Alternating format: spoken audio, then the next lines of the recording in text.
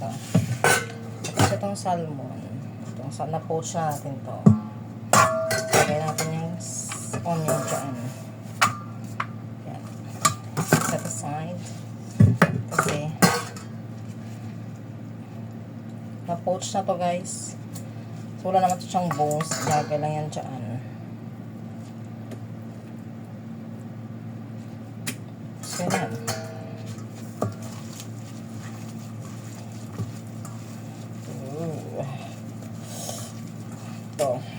Kaya halo natin dito. Sayang kasi. Ginawa ko ito na isang araw. Okay lang yan.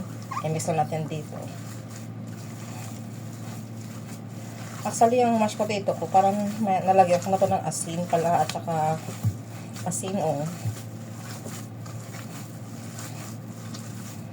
So, dagdagan na natin konti ng konting asin.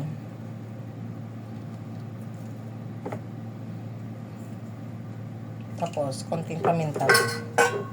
Konti lang. Kasi mga tao, hindi sila mahilig.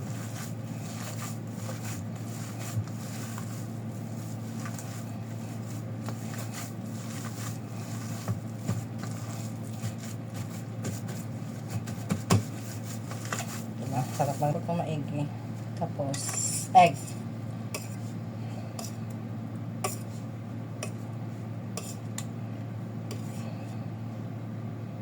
Yan. Lang ang breadcrumbs na.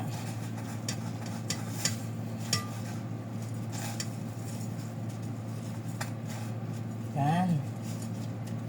Yan siya guys. Yan lang. Easy pa. Bye.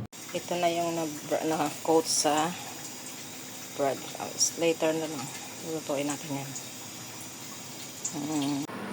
Ito na yung salmon cake natin na ginawa.